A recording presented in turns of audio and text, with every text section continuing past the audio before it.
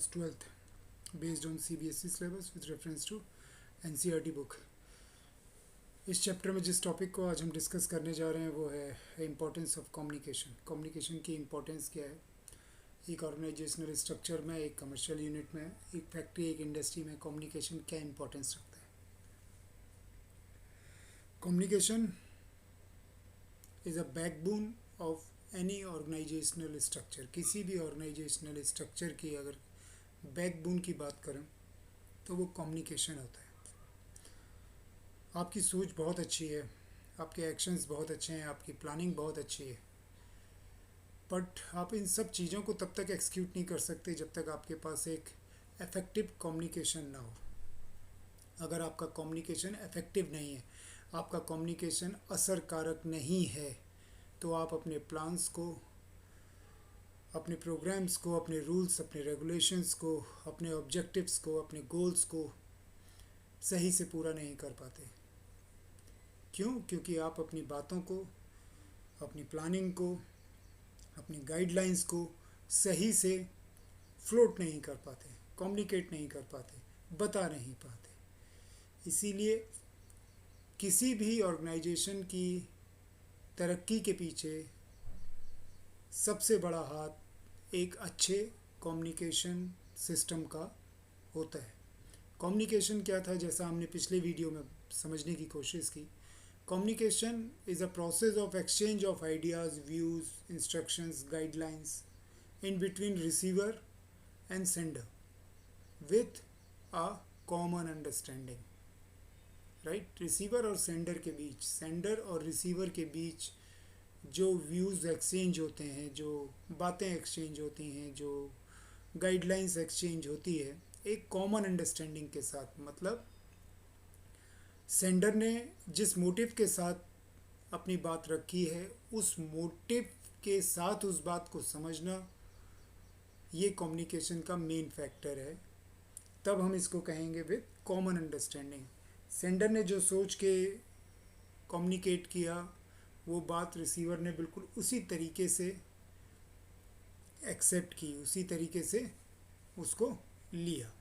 Right, अब communication की क्या इंपॉर्टेंस है? अगर हम कहें a good manager spends 90% of his time in communicating, जैसे reading, writing, listening, guiding, instructing, approving, control, ETC।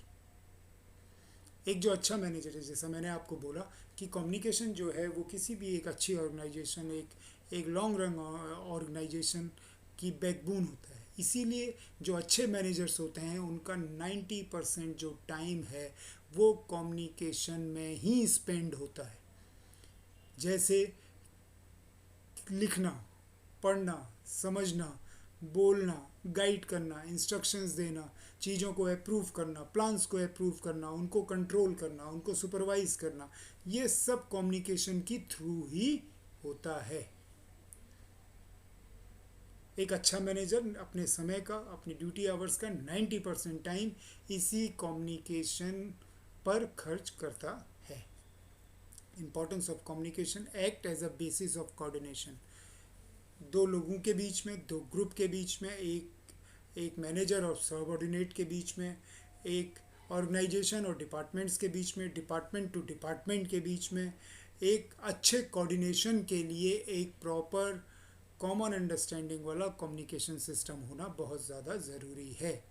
एक सही कोऑर्डिनेशन बैठाने के लिए लोगों के बीच, ऑर्गेनाइजेशन के बीच, एनवायरनमेंट के बीच एक सही कोऑर्डिनेशन के लिए एक अच्छे साउंड कम्युनिकेशन की ज़रूरत पड़ती है। Act as a basis of coordination. अगर कम्युनिकेशन होगा ही नहीं तो आपस में चीज़ें कोऑर्डिनेट ही नहीं हो पाएंगी, एकजुट नहीं हो पाएंगी, आपस में मिलकर काम नहीं कर पाएंगे अगर बीच में कम्युनिकेशन नहीं होगा, या पुअर कम्युनिकेशन होगा, या लैक ऑफ कम्युनिकेशन होगा। अगर एक मैनेजर इंस्ट्रक्शंस को कम्युनिकेट ही नहीं करेगा तो सबऑर्डिनेट कैसे काम करेंगे? सबऑर्डिनेट का ग्रुप इकट्ठा होकर एक साथ एक ऑब्जेक्टिव, एक गोल के लिए कैसे काम कर पाएगा अगर उनके बीच में कोई कोऑर्डिनेशन नहीं होगा? और कोऑर्डिनेशन तभी होगा जब उनके बीच में एक कम्युनिकेशन होगा। इसका एक छोटा सा एग्जांपल देता हूँ कि क्या रीज़न था क्या रीज़न था कि जब और कंट्रीज़ डेवलपमेंट के रास्ते पर बहुत तेज़ी से बढ़ रहे थे और उस समय पे हमारा देश इंडिया जो था वो उस पर ब्रिटिश रूल था। ब्रिटिश लोग जो थे उस पे इंडिया पे रूल कर रहे थे। ऐसा क्यों था? उसके पीछे रीज़न क्या है कि इंडियन जो सोसाइटी थी, इंडियन का जो कल्चर था, जो सोसाइटी थी, उसमें लोग बहुत ज़्यादा पढ़े लिखे नहीं थे। 95% जो हमारा इकोनॉमिकल स्ट्रक्चर था वो कृषि बेस्ड था, एग्रीकल्चर बेस्ड था। हम बहुत दूर दूर थे एक दूसरे से, और हमारा जो मीन्स ऑफ कम्युनिकेशन था वो बहुत ही पुअर था। एक आदमी की बात दूसरे आदमी तक बहुत आसानी से नहीं पहुंचती थी, आसानी से नहीं पहुंच पाती थी, क्योंकि कम्युनिकेशन सिस्टम था ही नहीं। कोई टेलीफोन सुविधा नहीं थी, रोड्स नहीं थे, ट्रांसपोर्ट नहीं थे, एक आदमी को दूसरे आदमी से जोड़ने का कोई माध्यम ही नहीं था, कोई मीडियम ही नहीं था। तो बातें कम्युनिकेट कैसे होती, चीज़ें कम्युनिकेट कैसे होती? और इसी बिखराव का ब्रिटिशर्स ने फ़ायदा उठाया और हमारे कंट्री में काफ़ी ज़्यादा और लंबे समय तक रूल किया।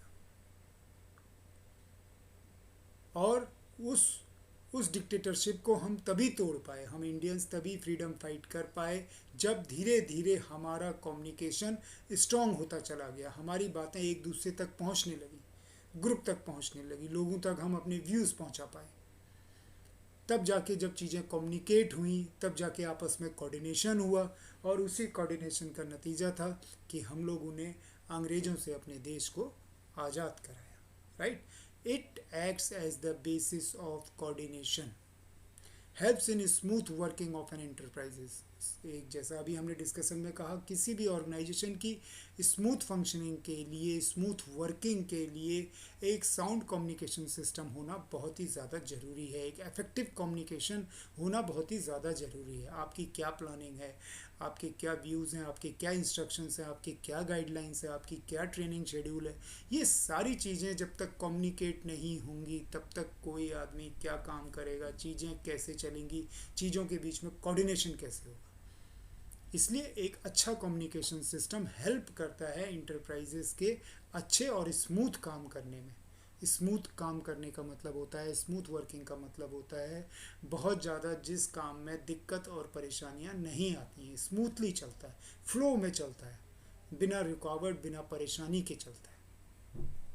अगर कम्युनिकेशन सिस्टम अच्छा है, बीच में कोई तकलीफ परेशानी आती भी है, अगर उसको ढंग से कम्युनिकेट किया जाता है तो एक प्रॉपर कोऑर्डिनेशन के साथ उस समस्या, उस परेशानी से हम अपने आप को सॉल्व आउट कर लेते हैं और फिर स्मूथली आगे बढ़ते हैं। Act as basis of decision making, किसी भी डिसीजन मेकिंग के लिए एक कम्युनिकेशन, अच्छे कम्युनिकेशन का होना बहुत ज़रूरी है। जब तक चीज़ों का फीडबैक हमारे पास नहीं आएगा तब तक हम एक अच्छा डिसीजन कैसे ले पाएंगे। हम कपड़े बनाने की कंपनी हैं, मार्केट में क्या करंट ट्रेंड चल रहा है, इस समय मार्केट का क्या ट्रेंड है, कस्टमर का क्या टेस्ट है, क्या प्रिवेलिंग फैशन है, उसका फीडबैक, उसका कम्युनिकेशन प्रॉपर तरीके से अगर मैनेजमेंट तक नहीं पहुंचेगा तो मैनेजमेंट उसके अकॉर्डिंग सही प्लान कैसे तैयार करेगा। सही प्लान नहीं बनेगा तो वो प्लान सही से इम्प्लीमेंट कैसे होगा। प्रोडक्ट हमने बना के रख दिया लेकिन उसकी डिमांड ही मार्केट में नहीं है, क्यों? क्योंकि हमने मार्केट को रीड तो किया लेकिन उस रीडिंग को, उस एनालिसिस को, उस एक्सपीरियंस को, उस कंसेप्ट को हमने सही से कम्युनिकेट नहीं किया। कम्युनिकेशन पुअर था, इसीलिए हमने जितना भी मटेरियल बनाया वो मार्केट में नहीं चल पाया। अगर कम्युनिकेशन सिस्टम साउंड होगा तो हम सही डिसीजन ले पाते कि हमें कौन सा कपड़ा किस तरह का, किस फैशन में, किस डिज़ाइन में बनाना है। इसलिए एक अच्छे डिसीजन के लिए एक अच्छा कम्युनिकेशन सिस्टम होना बहुत ही ज़्यादा ज़रूरी है, ताकि आपके इंस्ट्रक्शंस और गाइडलाइन सही से जाएं, प्रॉपरली जाएं, लोगों को समझ में आए, वही मोटिव समझ में आए जिस मोटिव से आपने इंस्ट्रक्शंस और गाइडलाइंस दी हैं, और उसी तरीके से नीचे से ऊपर की तरफ को उसका फीडबैक भी प्रॉपरली आए। फीडबैक के लिए भी कम्युनिकेशन चाहिए। एक प्रॉपर कम्युनिकेशन, एक प्रॉपर चैनल अगर स्ट्रॉन्ग होगा तो आप उसका एनालिसिस करके एक अच्छा और एक प्रोडक्टिव डिसीजन ले सकते हैं। Increase managerial efficiency.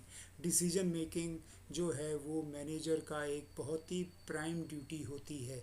मैनेजर की इफ़िशियंसी ही इस बात पे बढ़ती है कि कम्युनिकेशन कितना स्ट्रॉन्ग है। आदमी, एक मैनेजर बहुत ही एफिशिएंटली काम कर पाता है, बहुत ही इफ़ेक्टिवली काम कर पाता है अगर उसमें एक अच्छा कम्युनिकेशन, एक अच्छी कम्युनिकेटिंग एबिलिटी होती है। वो अपनी बात को लोगों के सामने सही से इफ़ेक्टिव वे में रख पाता है। ये मैनेजर की इफ़िशियंसी को बढ़ाता है। Plans, guidelines person to person, group to group vary करते हैं कि आप किस तरीके से कम्युनिकेट करते हैं, कहाँ आप शब्दों का इस्तेमाल करते हैं, कहाँ पर आप पिक्चर्स का इस्तेमाल करते हैं, कहाँ पे आप डायग्राम्स का इस्तेमाल करते हैं, कहाँ स्केचेज, कहाँ सिंबल्स का इस्तेमाल होना है। ये मैनेजरियल स्किल्स पे डिपेंड करता है। Working job profile, work profile पे डिपेंड करता है, लोगों पर डिपेंड करता है, ग्रुप पर डिपेंड करता है, डिपार्टमेंट पे डिपेंड करता है। तो ये एक मैनेजरियल कैपेबिलिटी है कि वो किस तरीके से अपनी बातों को कम्युनिकेट करता है। तो it increases managerial efficiency, promotes cooperation and industrial peace. जब लोगों के बीच में एक अच्छा कम्युनिकेशन सिस्टम होता है, चाहे वो अपवर्ड हो, चाहे वो डाउनवर्ड हो या हॉरिजेंटल हो, जनरल मैनेजर से लेके नीचे सुपरवाइज़र तक, सुपरवाइज़र से लेके जनरल मैनेजर तक, जनरल मैनेजर के इंस्ट्रक्शन सुपरवाइज़र तक प्रॉपरली पहुंच रहे हैं, सही से कम्युनिकेट हो रहे हैं, सुपरवाइज़र का जो फीडबैक है वो प्रॉपरली ऊपर कम्युनिकेट हो रहा है। इंटर डिपार्टमेंटल और एक डिपार्टमेंट के अंदर काम करने वाले मैनेजर्स या एक डिपार्टमेंट या इंटर डिपार्टमेंटल के बीच काम करने वाले वर्कर्स के बीच में जब एक प्रॉपर कम्युनिकेशन सिस्टम चलता है तो वो क्या हो गया, आपका हॉरिजेंटल काम अच्छा होगा। फैक्ट्री में, कंपनी में, ग्रुप में, ऑर्गेनाइजेशन में एक कोऑपरेटिव माहौल बन के रहता है, इंडस्ट्रियल पीस बनी रहती है, शांति बनी रहती है। क्यों? क्योंकि कम्युनिकेशन सिस्टम बहुत साउंड है, चाहे वो टूवर्ड्स अपवर्ड हो, नीचे से ऊपर की तरफ हो जिसको हम फीडबैक कहते हैं, ऊपर से नीचे की तरफ हो जिसको हम इंस्ट्रक्शंस एंड गाइडलाइंस कहते हैं, और हॉरिजेंटल जो आपस में एक लेवल पर बातें होती हैं, जो कम्युनिकेशन होता है उसको हॉरिजेंटल कम्युनिकेशन, हॉरिजेंटल वे कहते हैं। ये अगर प्रॉपर है और अच्छा है, लोगों के बीच में ढंग से कोऑर्डिनेशन हो रखा है, एक अच्छा एनवायरनमेंट क्रिएट होता है। जब एक अच्छा कम्युनिकेशन सिस्टम होता है तो उससे क्या होता है कि हमको लोगों का सपोर्ट मिलता है, कॉपरेशन मिलता है, और कंपनी के अंदर, ऑर्गेनाइजेशन के अंदर एक शांति का माहौल बना रहता है। इस्टेब्लिश इफेक्टिव लीडरशिप, एक अच्छा कम्युनिकेशन जो है वो एक इफेक्टिव लीडरशिप को स्थापित करता है एक ऑर्गेनाइजेशन में। अगर एक लीडर अपनी बात को सही से कम्युनिकेट कर रहा है, अपने तरीके से कम्युनिकेट कर रहा है, लोगों को देखकर कम्युनिकेट कर रहा है, ग्रुप को देखकर कम्युनिकेट कर रहा है, काम की सेंसिटिविटी और काम की सीरियसनेस को देखकर कम्युनिकेट कर रहा है, ये सारे कम्युनिकेशन के तरीके अलग अलग होंगे, depends upon person to person, group by group. काम किस तरह का है, वो कितना सेंसिटिव है, कितना सोफिस्टिकेटेड है या कितना ईजी है, ये डिपेंड करता है लीडरशिप क्वालिटी के ऊपर कि वो उसको किस तरीके से कम्युनिकेट करता है। तो it establish effective leadership environment inside the organisation. The backbone is the communication. एक प्रॉपर कम्युनिकेशन एक अच्छे लीडरशिप एनवायरनमेंट ऑर्गेनाइजेशन के अंदर क्रिएट करता है। लोग इफेक्टिवली, एफिशिएंटली काम करते हैं, प्रोडक्टिविटी बहुत अच्छी होती है, क्योंकि कम्युनिकेशन जो है वो ऐसा है जो लोगों को समझ में आता है, चाहे वो नीचे से ऊपर हो या ऊपर से नीचे हो। Boost moral and provides motivation.